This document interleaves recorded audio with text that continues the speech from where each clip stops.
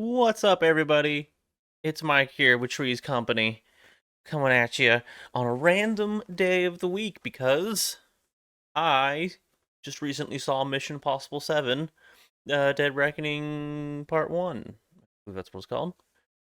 And, I know YouTube is big on the movie reviews at the moment, so I thought I'd go ahead and try one and do it unscripted like everyone says you should not do. But, either way, I'm here, and and we're gonna go for it.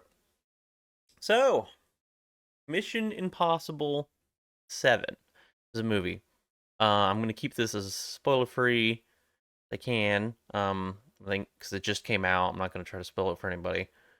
But first overall impressions, I liked it. I really liked it. I did.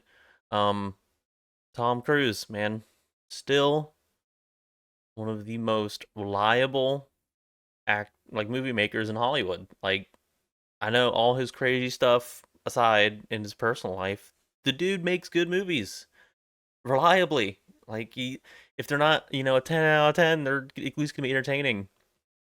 And he does it again with this one. I think this was a really good movie, especially Mission Impossible. I didn't quite like it as much as Fallout. I will say that. Mostly maybe that's just because it's a part one, so it didn't like really tie up all the ends. There wasn't really anything. It just had a good like, okay, step one of mission complete, go on to next movie kind of thing. But I think what they set out to do, they set up a really interesting story. They set up a lot that they're gonna have to be able to resolve in the next movie. But I don't think they're so much. It's gonna be like, holy shit, how are you gonna do all this? You need 4 hours. No one wants to watch a 4 hour movie. No, they did a lot of setup. They paid off some stuff. They keep things that are still open here. Answered some good questions that you kind of maybe had some at the beginning of the movie.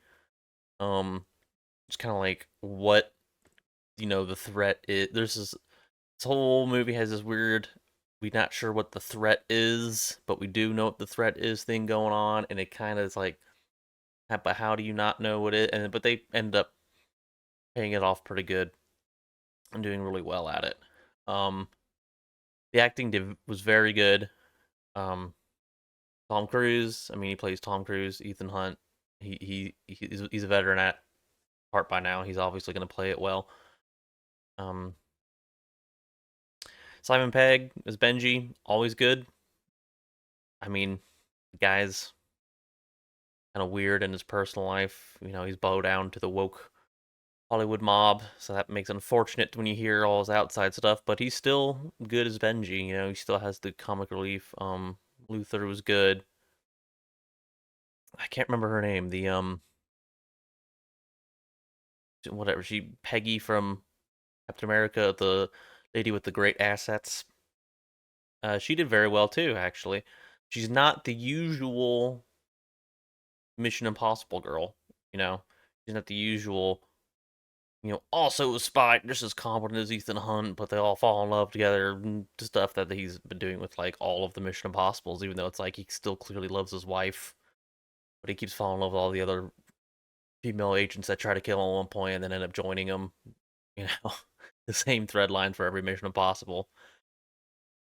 And it is a Mission Impossible movie. Like, so there's stuff that you can guess, like the usual lines of, well, at some point Ethan becomes rogue because he can't do a single mission without becoming rogue. Apparently, that's just bullet point two to Mission Impossible movie is he goes rogue, and then all governments everywhere are after him.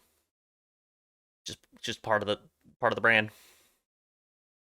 But yeah, so stuff like that. There's some he does this crazy stunt. If you've seen any of the behind the scene things or any of the promotional stuff, you know what the big crazy stunt is. I thought it was executed very well.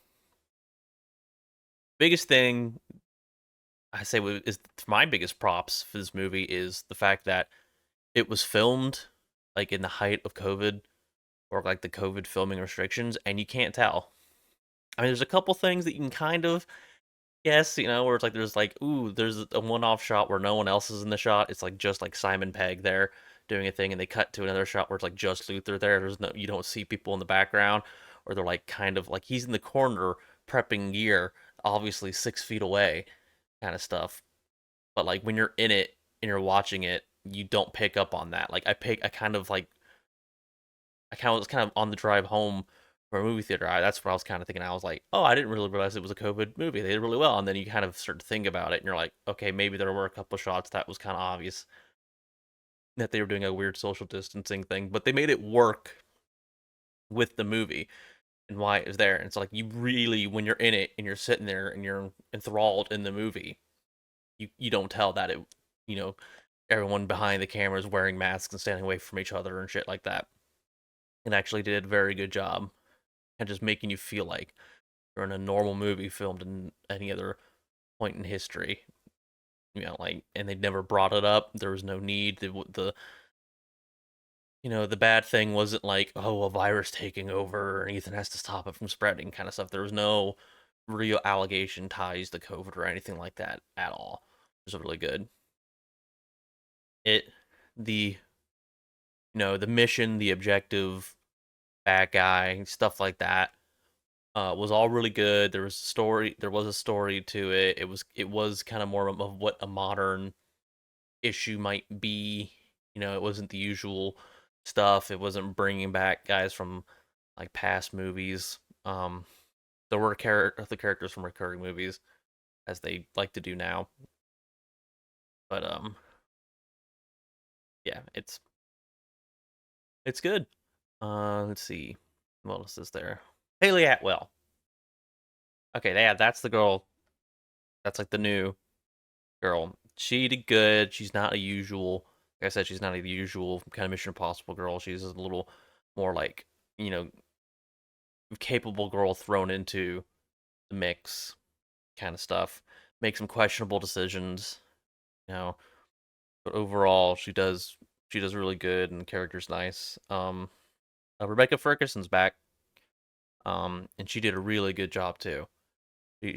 I really like her character in Mission Impossible. I really really enjoy her performance every time, and I think they do a good job making her like a competent, actual strong female character. She's not doing a bunch of weird shit, taking on guys 5 times her size and beating them easily. Like she uses tools, she uses her smarts, her femininity, stuff like that. She's very competent in herself. She's a good agent. I really like her. And then, oh yeah, Carrie Elwes. I don't know how to say his last name. The guy from um Princess Bride. He's in the movie, and he does a really good job too. Um, does an American accent, and I never thought I would ever see him anything where he does an American accent because he always plays like the posh British guy, but he does American accent and he does really good in it too, and he's plays an interesting character for sure. Yeah, I mean there's really not a whole lot to say without kind of going into spoilers or starting some spoilers, and I don't want to do that. I want to keep this short and sweet, I guess, but I'd see it. I highly recommend seeing it. I think seeing the theater was a good experience. It was actually worth going to the cinema, and it'd be great if this just absolutely destroys in the box office. Get this thing to $1 billion. Get the new stupid fucking Indiana Jones movie. Just kick its ass. I mean, I know it's doing bad now, but just kick it even more.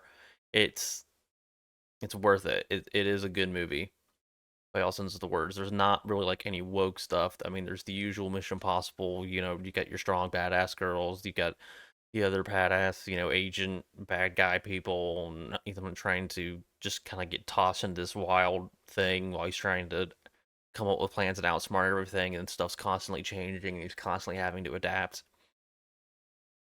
Really good. He does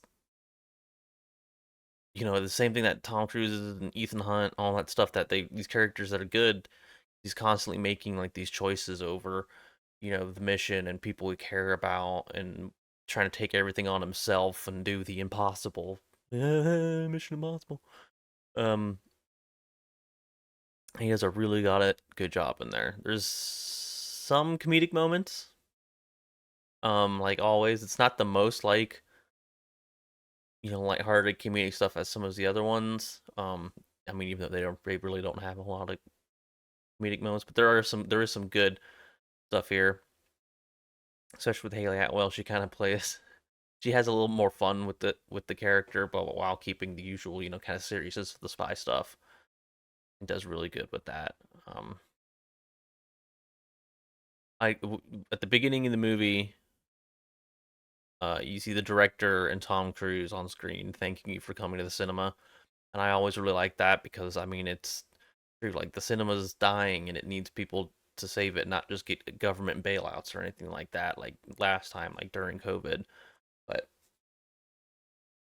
people coming out and supporting it, supporting good movies and what we think is good, and trying, using our dollars to prove that we just like escapism. We like these good movies. We don't all this weird shit in there. We just want to be entertained.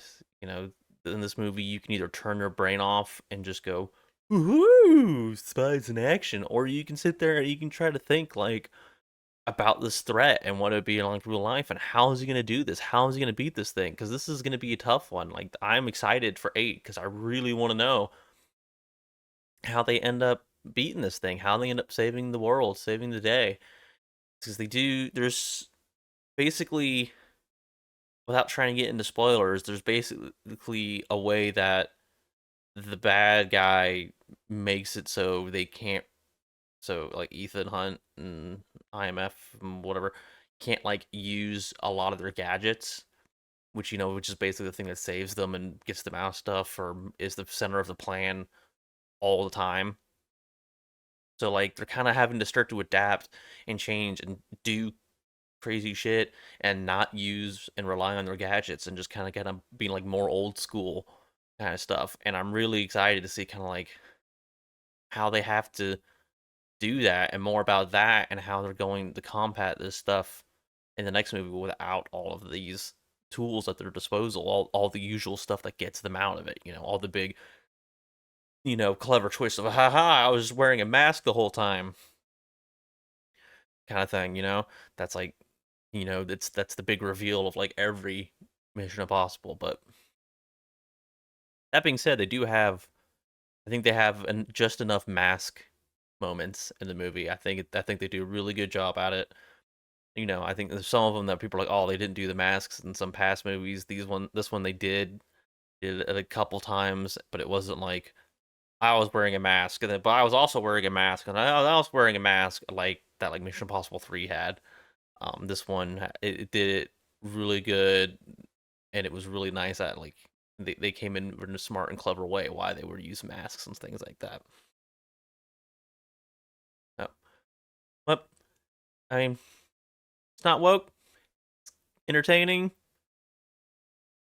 and it's worth seeing in theaters in my opinion. So I by all means look for me playing Final Fantasy 15 again. I'll probably be talking about it, probably doing more spoilers into that.